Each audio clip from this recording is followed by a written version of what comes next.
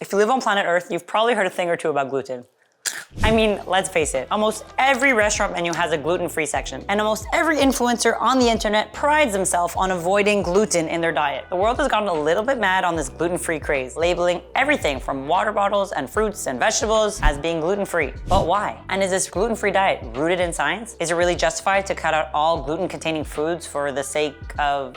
I'm gonna break down the facts about whether you should really be avoiding gluten in your diet or not. How prevalent is celiac disease versus gluten sensitivity? When should you see your doctor about this? And more. Here's the truth that nobody wants to tell you, but that doctors actually know. True celiac disease, which is an autoimmune disease that affects the lining of your intestine whenever it's exposed to dietary gluten and then resolves whenever it's not exposed to gluten, only affects 1% of people. Only 1% of the entire world has celiac disease. So how do we know if you actually have celiac disease? The best way to actually confirm celiac disease is with a biopsy that's done in your small intestine. But for many obvious reasons, people will not be willing to go through that. There's ways through serologies, that means a blood test, in determining whether people have celiac disease or not. Remember, gluten is a protein and it's found in foods like wheat, rye, barley. People who have celiac disease will most often present with diarrhea, unexplained weight loss, abdominal pain, malabsorption, and bloating. They also have major risks of nutrient deficiencies. People with celiac disease also have extra intestinal symptoms like iron deficiency anemia, fatigue, reduced fertility, headaches,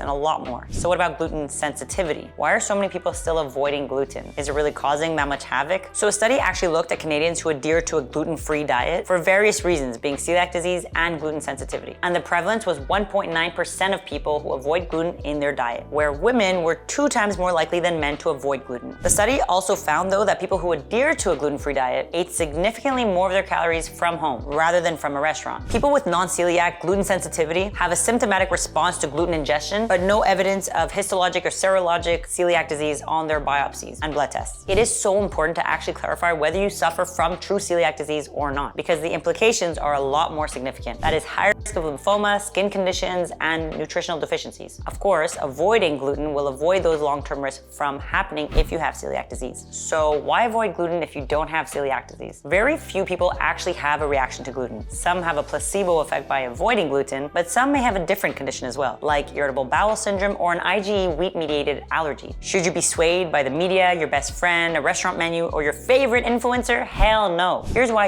you should not avoid gluten in your diet if you don't have true celiac disease or gluten sensitivity. Number 1, you're increasing the risk of nutritional deficiencies because foods like wheat and barley are high in nutrients like fiber, B vitamins, iron, and folate. Number 2, reduced fiber intake can lead to issues like constipation and diverticulosis down the line. Number 3, avoiding gluten in your diet will most likely increase the cost of your groceries and dining. Gluten-free products are often more expensive than gluten-containing food and not necessarily healthier. Check the menu for yourself. Number 4, finally, the risk of a missed or delayed diagnosis could be really dangerous. This is why if you're having symptoms of diarrhea, weight loss, or the others that I mentioned earlier, it's important to seek medical attention sooner than later. So, a doctor just told you that you most likely do not need to be cutting out gluten from your diet because there's benefits from eating gluten and dangers of avoiding it. But still, somehow you feel inclined to walk down the gluten-free section for a second time. Give a second glance at the gluten-free section at the restaurant menu, or even considering a gluten-free dessert menu for your wedding. Here's why. Because the media makes compelling arguments. It's really not your fault. You're forever consuming this gluten-free world. Why would you not question it? Remember though, when it comes to marketing, money talks. All the studies have showed that commercially available products that are indicated as gluten-free were significantly more expensive than comparable products. That's it, bottom line. The restaurants, your grocery stores, your favorite influencers are making more money by encouraging you to eat more of the gluten-free options. I'm here to help you live your best life, not your most restricted life. If you have questions, please see your doctor. But if today's video was helpful in any way possible, please give it a thumbs up and share with a friend. Subscribe for more on how to live your best life possible.